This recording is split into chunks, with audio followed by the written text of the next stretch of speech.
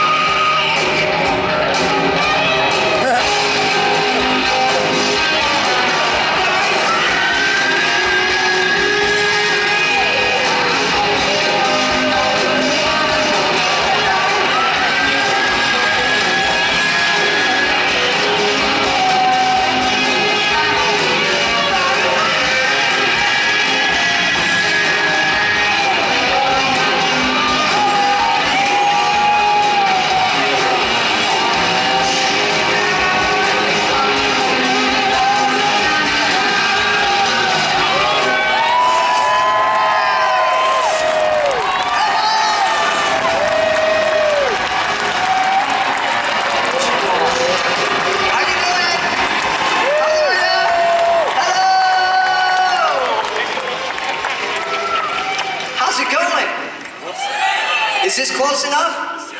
All right. How are you doing?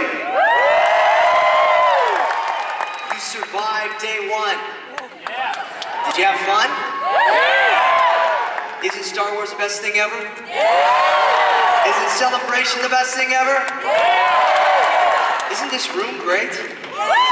Hey, what do you think of little videos? Are they too much of my teeth? It's gotta stop, really? We want to, this is a concert feel, this is a big arena feel, so I wanted to give you some big over-the-top things, and we have a lot of big over-the-top things today because we have who with me?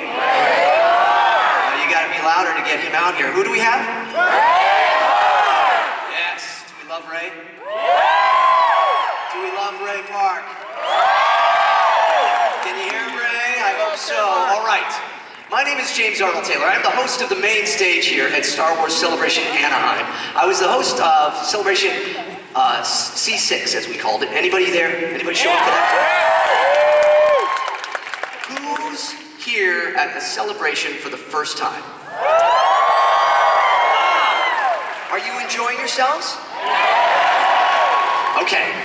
A lot of people ask, well, James Arnold Taylor, how do you fit into the world of Star Wars? Well, for 13 years now, I have been the voice of a couple characters in the world of Star Wars, but I'm a voice actor, so I'm not always seen on camera. I'm heard, usually, because I spend my time in little padded rooms talking to myself, you see. That's what voice actors do. See, you gotta be bigger than that if you're gonna sit here. Okay, so people always ask me, though, have I heard you in anything? And I always tell them, well, I'm the voice of Obi-Wan Kenobi and Master Plo Koon on the Clone Wars. But I'm also the voice of the evil genius, the leader, on Hulk and the Agents of Smash. But on my lighter side, I'm the voice of Poppy on Doc McStuffins. And yabba-dabba-doo, Fred Flintstone. But I'm also Johnny Test, totally obnoxious. And the voice of Ambition Domination on Fox.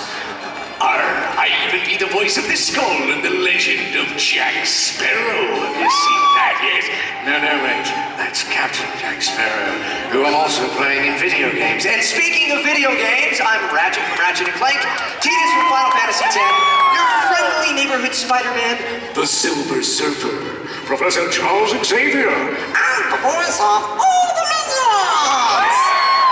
Now, sometimes celebrities aren't able to do their own voice, so I fill in for people like, well, wait a second, Michael J. Fox for Stuart Little, and Disney's Atlantis, The Lost Empire, Milo Thatch. But I'm also Hiccup in How to Train Your Dragon, and I'm also the voice of Fish Ladies in How to Train Your Dragon. Oh, that's great. I'm even Andre the Giant of the Princess Bride game. I've been Andrew Garfield as Spider-Man, and it's crazy, but when they need more cowbell, I'm Christopher Walken. I tell you, what's now available on DVD and Blu-ray to use only as directed. To buckle up and drive safely. Offer expires November 30th. See store for details. Batteries not included. Extra 70 cents required member PIC. Don't miss it! What do you guys think? life of a voice actor. We get to be all these great things, and you can be 5'4", 115 pounds, and be the voice of Fred Flintstone. That's why it's the coolest job in the world. And in my show, 6 o'clock tomorrow night, is called Talking to Myself. Anybody seen that show yet? A couple of you, very good, all right. You want to come back here at 6 o'clock and see that tomorrow night, because it's a double feature with this guy, I don't know, maybe you've heard of, Mark Hamill. So will you come back and see my show at 6? Yeah! All right. Hey. Also, you know, I'm giving all these plugs for everybody else. I would love it if some of you would take a chance and follow me if you can. I am on Twitter at @JackActor, as well as Instagram at @JackActor. So go ahead, get on your phones now and follow me, because I like to interact with you that way, and when you get an interaction, it's actually me. Plus, you can see my new show on YouTube. It's called A Certain Point of View. It is on the Comlink channel. Go to YouTube/thecomlink. Check out the new show. It's a Star Wars debate show where we debate the top topics of Star Wars. It's a lot of fun, so I hope you do that. There's my little shameless plug, guys. Are you ready to get going? All right. Before we bring them out, let's take a look at this.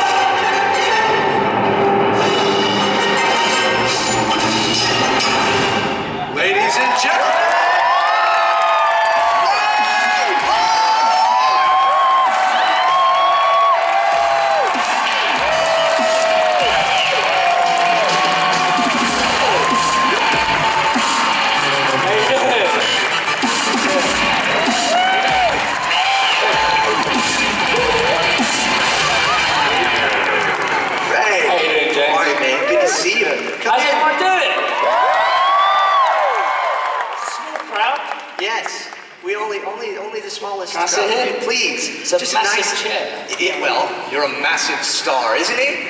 Oh, come on, isn't he? Is the Force with everyone? Oh, but I sense the dark side here more today. Just a little bit. Just a little bit. What? You know, first off, it is so great to see you. You and I spend so much time together every summer.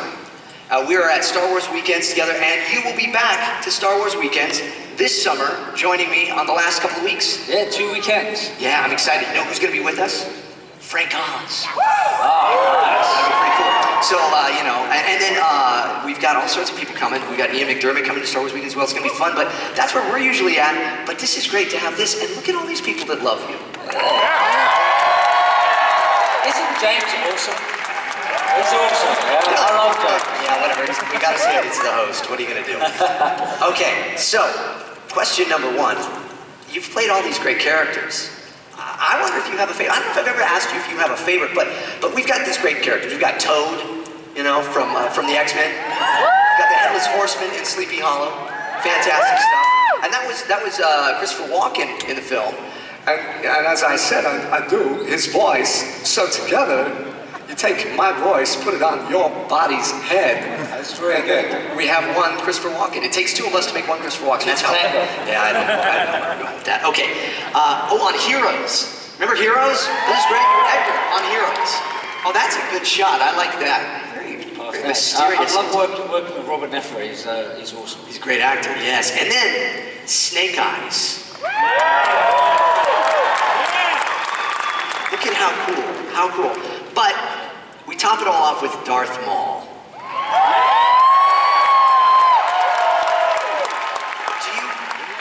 It's hard to say, right? It's hard when people ask you, but do you have one that is a favorite?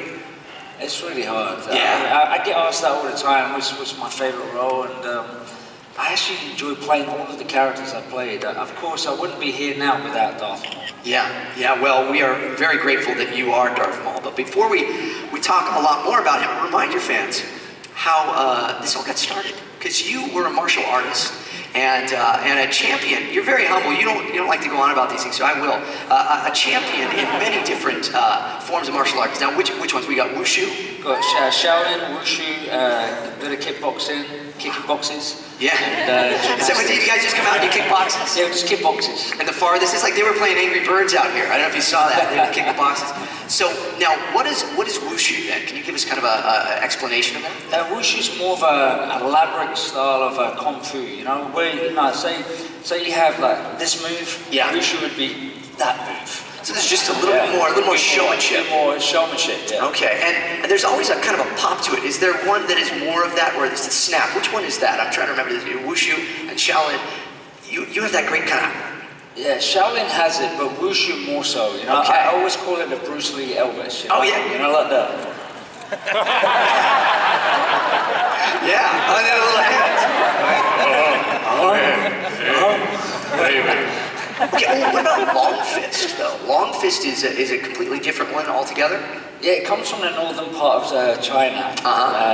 We've talked about this before. Where you know, like you've got the southern fist is shorter, and then long fist is longer. Longer, yes, and it's that big. See, I can't do that. It always ends up looking like a little dinosaur. But long fist is more for like. So you got this. I hate to say this, but. You know, guys who have short arms and short, like... Yeah, like it's okay, go ahead, say it, it's all right. It's okay. They do southern fist, and guys who are taller do long fist, because long fist is supposed to be more flowery and nicer and graceful. You do these great, big, beautiful... And usually then you have those great costumes as well that help with some color, and they snap, and they make some noise too. But what is the training like in all of this then? Is this hours a day and every week? And what is your regimen in that? Before I landed the role of Darth Maul, I was training like 10 hours a day. Really? I was working at Tesco's, stacking shelves, and then teaching gymnastics, and then I was training. Fitting all that in. I am just always fascinated by how all of it goes. And I think we have a clip of you training. Okay, let's take a look at these screens.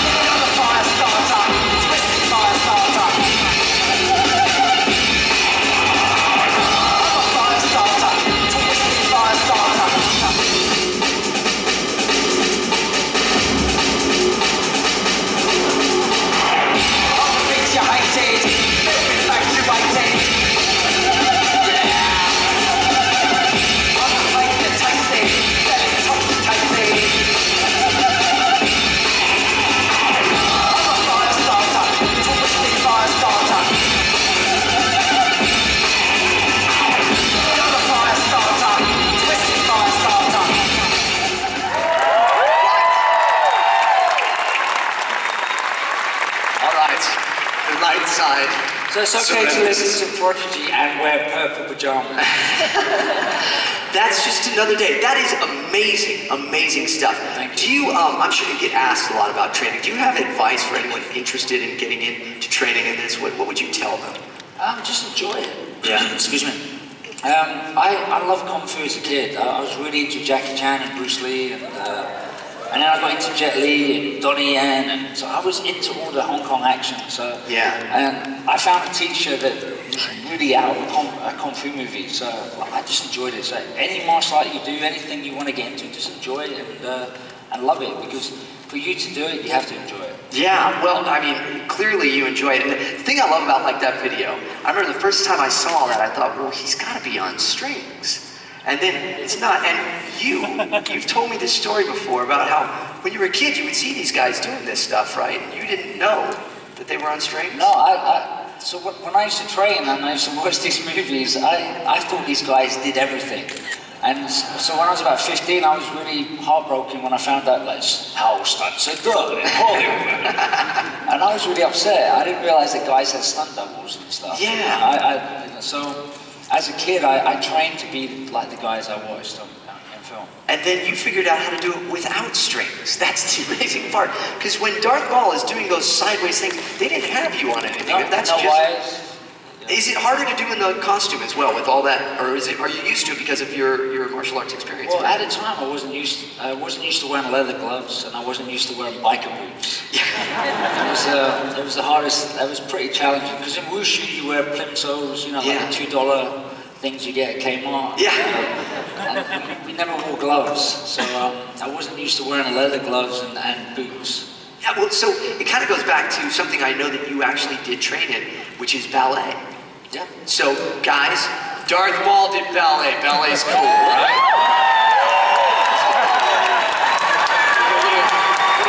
Ballet. Very nice. Swan Lake.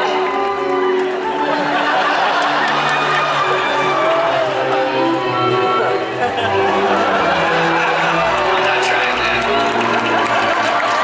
Very nice. I'm not. Oh, yeah, okay. Ready? Yeah.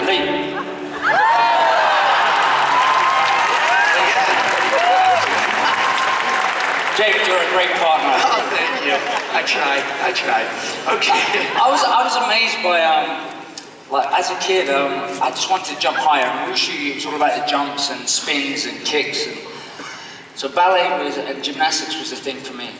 Plus, there was a lot of girls. Yeah, how you doing? And was there? What do you train to get those jumps to get higher? It's all in the legs? It was all in the legs, and as a kid, I found that was more core conditioning. Okay. And, Yeah. That's the dark side. All right. Hey, how about weapons? That's a whole other ballgame. Not everybody does weapons then, right? Some people will just stay within the martial art, but you added weapons to you. When did you add all the weapons? I was about 15. Yeah. Wushu really helped. My wushu teacher said it was any weapon is an extension of your arm or your fist. And I thank Jet Li for this as well, because the wushu side of it and spinning, it was more of a dance, like break dancing. Because you will do essentially what you just did, but you'll have a sword in your hand doing the same thing. But you started. I know this about you. You started with things that were as simple as that's a broom, right? That's a big broom. That's a big broom. But doesn't that even go back to some of the old styles where they would use whatever it was that was so? Has anyone seen the movie Breakdancing? Yeah. You know when Turbo's going, So it comes back to like I used to break. This is before you could twist it off. Yeah. So you would break it. And I would like use my mother's broomstick and not hit myself, and practice, because I used to love. Has anyone seen Monkey Magic? Yeah. Where he used to pull out a stick from his ear. Look at that. See that good? Like, yeah, look at that. Boy, that's nice. So I used to practice with my mum's broomstick all the time. And then before I was allowed to use a bow staff and wushu, and bow staff became one of the hardest weapons to practice. And thank God, I'm known for it today. Because this, now if we can maybe cover this a little too, because this is essentially what became Maul's weapon of choice, was based off of this, is that correct? And there's a great story you have about that with the handle. Because, see, we all know and love this, and you know what? I know you're going to say, no, it's all George Lucas, but we have Ray to thank for this, because that was not the way it was when you first saw it, correct? Well, originally the handle was only like a single-bladed handle. So I was inexperienced and first-time actor, and I had no experience on movie props. So when I landed Rose Darth Maul, I was given the lightsaber, and the handle was this big. And I was like, oh, how am I going to do this? So what? You cut your waist off. Ready? You wouldn't need Obi-Wan to do it. You would have done it yourself. Yeah, one-handed. Oh, okay. So I was like giving Nick Gillard, the stunt coordinator, all these great ideas. What I can do, I can spin, I can do all this and spin around and do this. And so I was really scared when I got given this lightsaber. And so Nick said, "You better go and speak to George." I like that. He said, you better go speak to George. And I was 22, so I was like, how am I going to have a conversation with George? I'm 22, I'm grateful for this opportunity. So George was great, and he said, so how can I help you, Ray? And I was like, George, and he's like, what's the problem? And I said, I was hoping the lightsaber would be as big as my waist. So he said, why don't we just flip it? So the lightsaber became the length of it, the handle became the length of it. Essentially just making a mirror image of it, and that's what it is, and that's what we all know and love. But so you and George crafted this together. Thanks, Let's George. just build that My story mistake. bigger. It's great, and it makes sense, and it's so much cooler, more intimidating, I think, that way now too. So that's fantastic. Now I know you've got that one, but what if I brought you? No, what if I? Oh, you want to spin it around? I don't know. You gave me a stick. I was like, go for it. Do a little something else. Because I have these. Is that? Oh, they've upgraded the plungers. Yeah, look at that. They're new and Pretty improved. good, you know. So. Yeah. So, I'm your local plumber. I smell good. White diamonds. Look at that. Yeah. And then would you do the suction on the face? Yeah. The Dalek. Okay. Oh, yeah. Oh. And if you turn your camera sideways right now, he's walking. Okay. But then, ooh. Look at that. Oh, okay. Is there something in We're there? gonna fight? Yeah, okay, I'll take the blue one. It's all dusty. I know. Yeah, okay.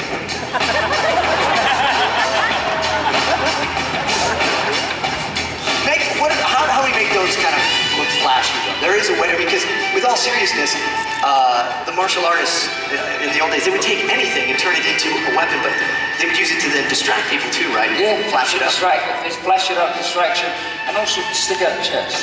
Okay. Like silverback. Mine doesn't work like that. And this is part of the animal styles. Yeah. Yeah. So the animal styles. Okay, monkey. Yeah. I have these. Yeah.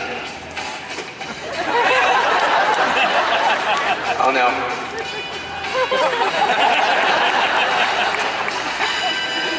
I have a very bad feeling about this. That's very nice. Animal styles are great. Those are awesome. Okay. we have this. This is a lightsaber, but this doesn't feel right, does it?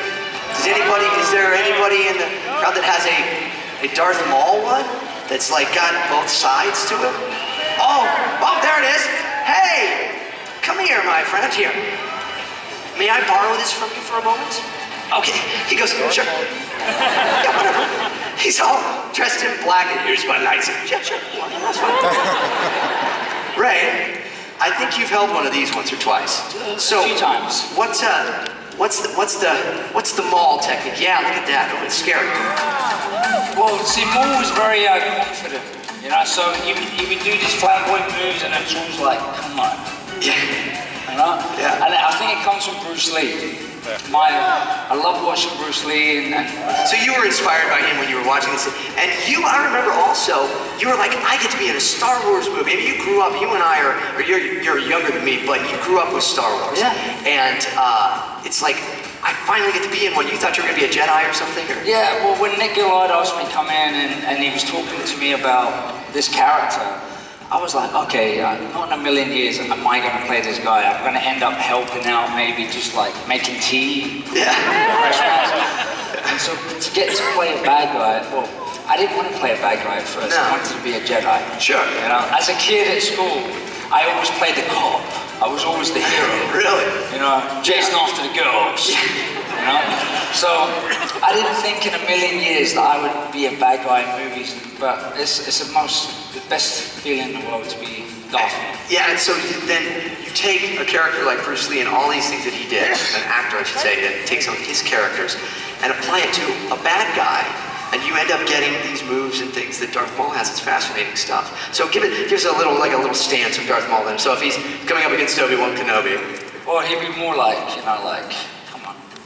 Yeah, see, he's staring at me. It's very scary, right? Darth Maul doesn't have to do much. No. Because in Wushu, I don't know if you've seen a lot of Kung Fu movies, the bad guys would always be the most interesting guys, where the masters wouldn't even look at you. They'd be more like... I think he's looking at my shoe and I'm terrified. They wouldn't even look, but they can see you. And then they would do something like... Hey, let's see if we can. Is there another one? Oh, that's better. Okay. Let's see if we can recreate that scene there. So that's easy. That's easy. So I'm up here. You're blocking, and I'm like, snappy pictures. Oh no. Then duck. Okay. Duck, and then block. There you go. Oh. Okay, good. Ready? Okay. One, duck, and then block. Sorry, I just touched your leg. Come on, leg. Okay, let's see. We got another picture? Let's see. Are you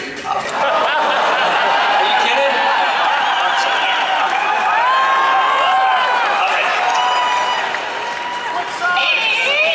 Oh yeah, we gotta switch sides. Very good, thank you. Are you serious? You want me to do a kick? Okay, I'll do a lane. Well, I'm not that tall, so you don't need to go up that much. Oh, wait. Are you ready? You guys ready? Yeah. Okay. Well, I'm in this hand, I'm like this. Okay. Oh. Did you get it? I get it, ready? Okay, one more time. Yeah.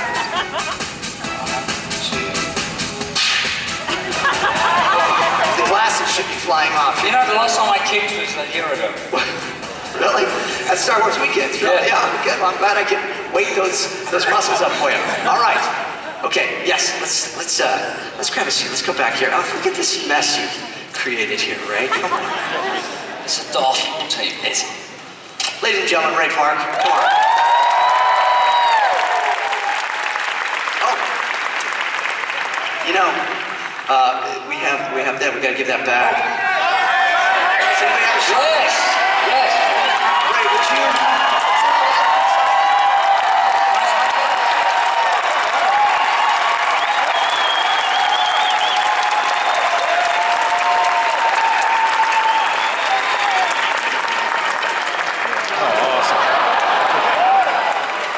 Wow. You too. Yeah, I don't want my lightsaber back. No. Now use this roll, young Sith and Padawan. Let that dry. Don't close that up just yet.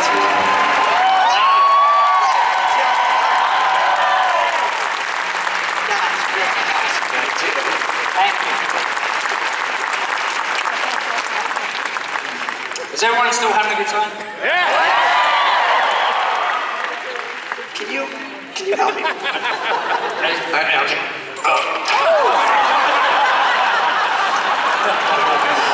Now, we didn't rehearse that. Sorry, Michael. Michael is our set designer.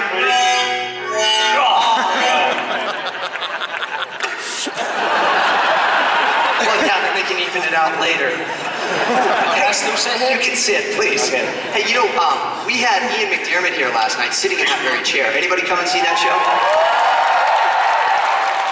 And he is a fantastic man, lovely man. Great. How was it working with Ian McDiarmid? Awesome. Yeah. For me, playing Darth Maul was my first time as an actor, and he just made me feel at ease. Yeah. He made me feel comfortable in this scene. This was the first scene of the movie. Really? First shot. First shot for you? Was this the first time? Wow. And I had to say Tatooine is sparsely populated. But it wasn't quite like that, it was more like Tatooine is sparsely populated. And he just made me feel at ease and made me feel comfortable, and it was great. It's really nice to see him this weekend. Yeah, now, also, there's another person that you spent a lot of time with, and that is one of my favorite characters, Ewan McGregor, of course, Obi-Wan Kenobi. You you guys spent a lot of time. How often daily were you then sparring? Every day. When Ewan or Liam were like filming their scenes and I was rehearsing with the stunt guys, they would come in, bish bash bosh, we'd be fighting, and then they'd go back and do their scenes again. So we were always rehearsing. And I always used to watch myself, of course, like being Darth Maul, I always used to watch the fight scene and watch myself. But like the last 5 years, I always watched Ewan and Liam, and those guys were great. Yeah. To watch Ewan move so quickly. I was really fantastic. And then also, but Liam, he's pretty tall, right? I mean, he's like over 6'3", or 6'3", 6'4" at least. Right, and then you guys had to kind of alter some of the fighting, right? Because of his height. Was there some like... Yeah, because I was inexperienced to movie fighting. Because in Wushu it's all about the stances and being down low. Right. And Liam had to say, Ray, can you just bring it up a little bit? I think because he was like this, and I was like this. I felt really bad, you know. So I learned a lot about how to do things properly. Yeah, well, yeah, see, there you go. But that's okay, you're trying to undercut him there and get him. He's like, no, I'm the bad guy. Yeah, come on, what else are you gonna do?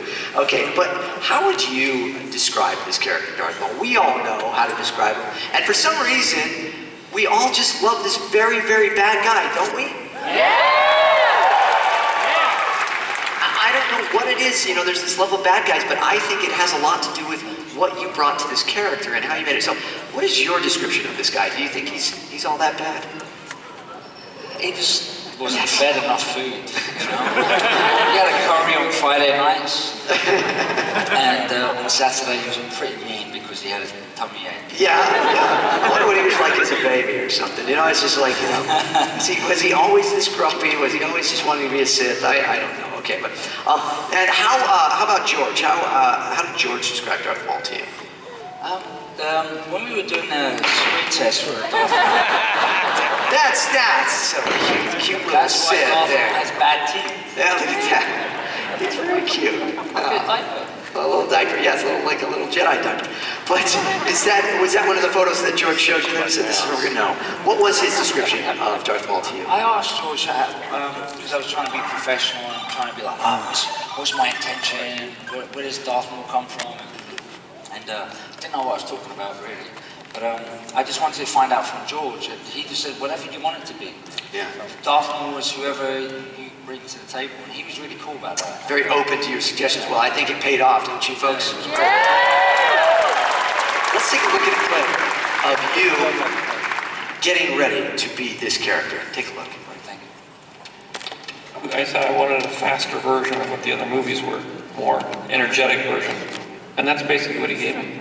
And I think the key to it was that we had a good villain who was a great fighter. I always wanted to fly when I was a kid. I wanted to be like the guys in the movies. So that's how I started my martial arts. I found Darth Maul, and he's being played by a guy called Ray Park. And he's very good in like kendo and martial arts, and he's a brilliant gymnast. I mean, you know, he's better than I am. We actually cast a villain who was a sword fighter. You know, when you have one of the characters who actually knows what he's doing and is really an expert at it, it definitely ups the ante for all the other actors to do their thing as well as they can. And I think it makes a big difference on the screen. We could see immediately he had the look, he had all the physical skill, he was incredibly disciplined, and the amount of work that this guy did was phenomenal. I mean, he put everything. He spent 20 hours in the studio every day. The hatred that comes out of his eyes, there's no question that he is the serious bad guy. The makeup, which was beautifully done, instantly shows you someone who is a real menace, evil incarnate. The look of Darth Maul, the Sith Lord, I think it's cool. I think the makeup and the horns and the lenses and the teeth, you just can't help being naughty, you know? Just help being... I think we all have a bit of a dark side in us, and so I just try and bring that out in myself when I play the character.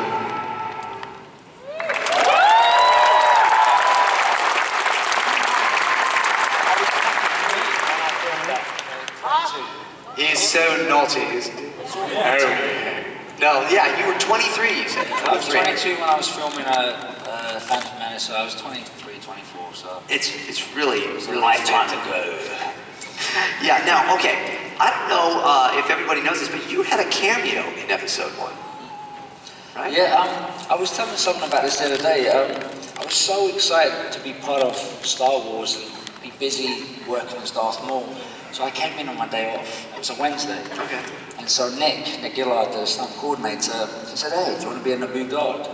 And George approved it, and Rick McCallum, and so I ended up being a Naboo guard.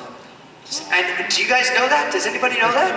That was great. Do you want to see him in it? Yeah! You'll never look at this scene again the same way. You're like, there's Ray Park! Look at that! All right. I wish I had it up a bit more at the time. Let's take a look.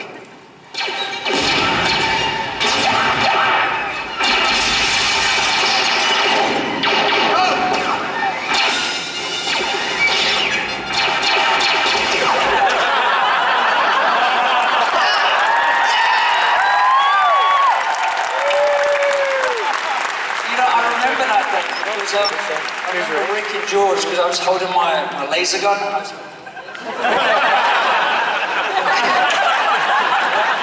and they were like, Ray, this is not Tarantino. It was a fun day. It was good. Did you, and you also did sometimes they tell you not to do the sounds. Oh, we always did, you know, you and Lima, pew, pew. I did it in G.I. Joe, you know, I'm holding these two massive Uzis and I'm going, pew, pew, pew, pew, pew. You know, like in rehearsal, but Ray, just act as if you're shooting the guns before we give you the blanks, and I'm going, pew, pew, pew. Who didn't do that as a kid in the playground? I still do it, Who didn't make lightsaber noises? But, of course, yes. So, I mean, you make it look very easy, but was there a particularly tough scene in episode 1, though? Anyone that comes to mind for you? Of course, the end scene, you know? You know, I get chopped in half. I rather liked it. I thought it was quite good. I don't know. Do we have a scene of that? No. I always kid you about that. I do. But I think we do. We have that scene, right? Can we just take a look at that scene? Yeah, let's take a look at that scene. It's one of my favorites. You want to redo that? Yeah, let's do it.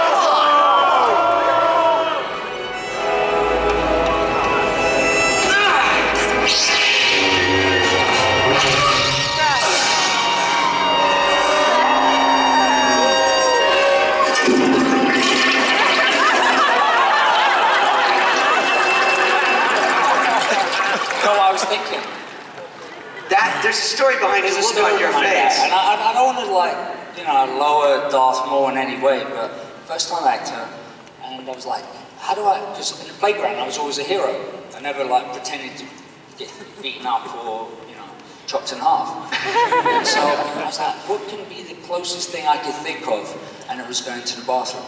I was like, how would I act being chopped in half? Because I'm a big fan of Star Wars. I've you know, watched it since I was a kid. But how did you act being chopped in half with a lightsaber? And the only thing I can think of was needing to go to the toilet. And that's the face of Darth Maul. Okay.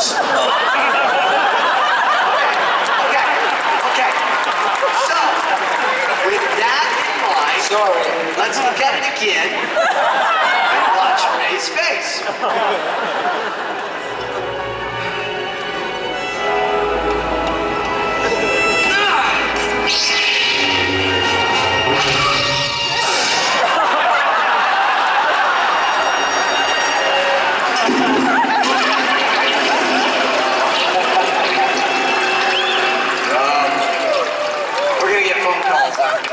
I'm sorry. As an actor, you're trying to bring whatever you can. It's behind the scenes. It's very good. It's good. And I always am kidding you and giving you a bad time about it. You like to get your revenge. And I heard you brought something. You have some clip now. This is not the protocol, Ray. You're not supposed to bring a clip. But okay, it's fine. What is this? No, I brought a clip because I'm like, it's a bit tiresome thinking, you know, like. You're always on at me about getting chopped in half and stuff, so I brought a clip of my own. Okay. And this is the way it should have finished. You guys want to see this clip? Alright. Can you roll it, please?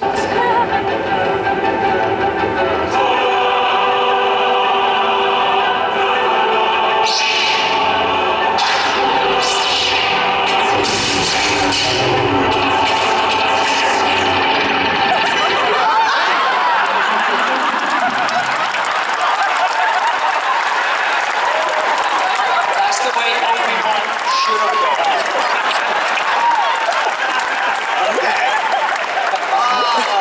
Touche, Ray, touche. Hey, let's do some questions from the council, huh? And now, questions from the council. You don't mind taking some questions from the audience, right? Love to. Okay, Mark, Elliot, where are you guys? Over here, okay. And I'm over on the other side. Okay, Mark, let's go with you first then. All right, what's your name? Brian. Brian, where you from, Brian? Orlando, Florida. Right. What's your question, Brian? Hey, Brian. Hi, Ray. I noticed that Darth Maul is a very visceral, in-your-face character. Did you feel that his death met with the way his character lived, like violent and brutal, harsh? Yeah, originally Nick and I had an idea of instead of being chopped in half, Darth Maul should have had his head chopped off. And you know where I force palm Obi-Wan and he falls down? Well, originally I was going to grab him, throw him over, hold him, and then go to chop his head off, but instead he chops Darth Maul's head off. But George felt it was too gruesome. So chop in half, you know. And in the Clone Wars, Darth Maul survives. So yes, that's right. If he had his head chopped off, it would be...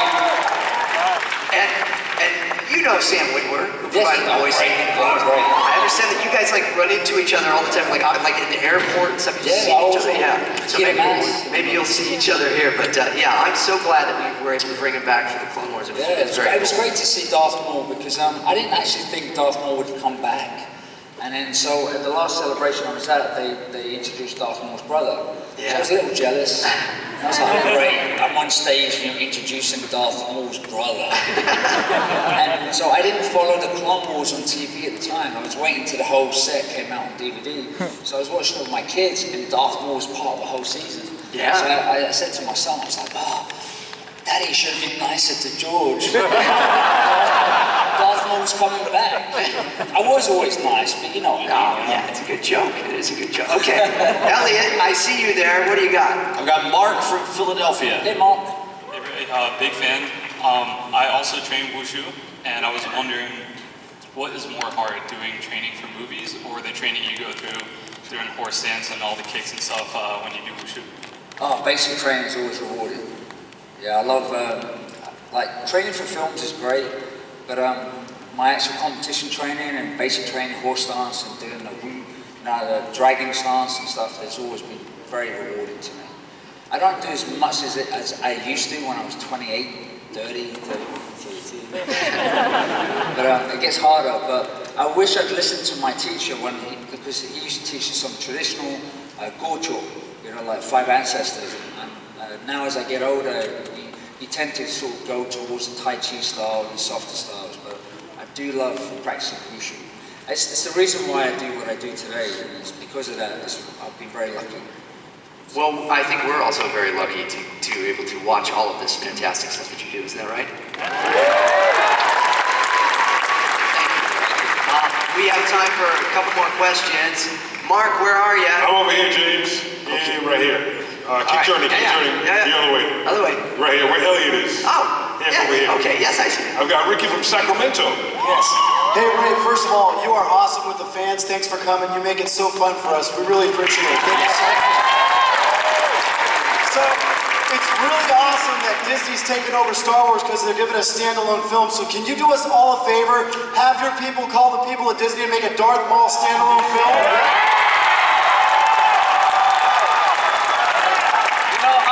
I would love to be disciplined for not eat anything for 4 months and be shredded and do the whole tattoo body effects, you know, like you see in the comics and the novels. Yeah. I'd love to do that. If Darth Maul was coming back, he should be topless, tattooed, bigger horns, robotic legs. I would love to do it. Wow. I smell a spin-off. That would be awesome. Yes. And Elliot, you're ready? One more question? Yes. Okay, sir. What do you got? Hey, Ray, how are you? I saw a picture of you. You were wearing that cloak, and I was wondering, was it really hard to train, especially in that hot? I mean, I'm a soldier in the United States Army, and I've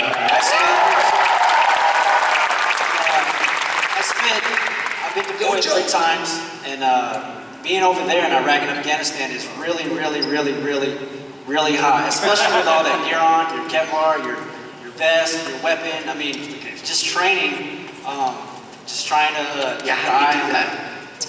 Or excuse me, your mind on war and everything. So I know it was really hot there, so I was wondering if it was really hard for you to train with Liam.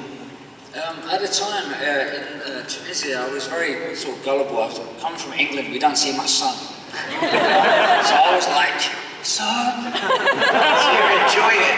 So I was tanned from the neck down. So I always had... and they shaved your head and everything. And actually, I worked on Mortal Kombat Annihilation before that. So I played one of the Barracudas. So it took about 3 or 4 hours to get into the prosthetics, and then about an hour and a half to get out. So being Darth Maul was a breeze, and it was my first acting role. So I was really, I felt lucky. I felt really. It was hot, but it was like a martial art. The hardest thing was the cloak. Yeah. It was heavy, but I liked it. It was a lot of fun. Well, I mean, I couldn't imagine doing what you do, and what you do is awesome. So I really appreciate it. Thank you. Yes, thank you so much. Greg, I think we've got to end on a big note.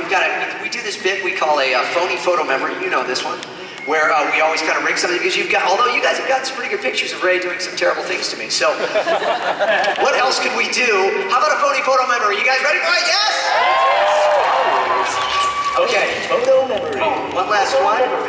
How about? Do you want to cut me in half or something? And you guys can Photoshop it. So I'll be here, and you just put the saber there, and then all you clever people out there can go and Photoshop it and then send it to us, and then we'll put it up here at some point. Oh yeah, okay. All right.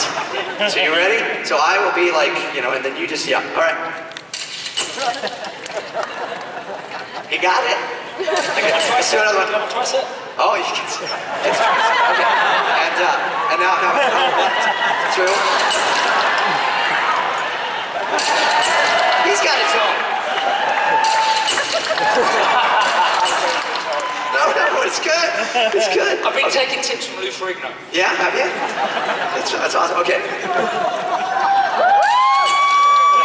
Me go. All right. How do you do? You want to impale me? Oh, impale. Yeah, impale me. Okay, good. Ladies and gentlemen, Ray!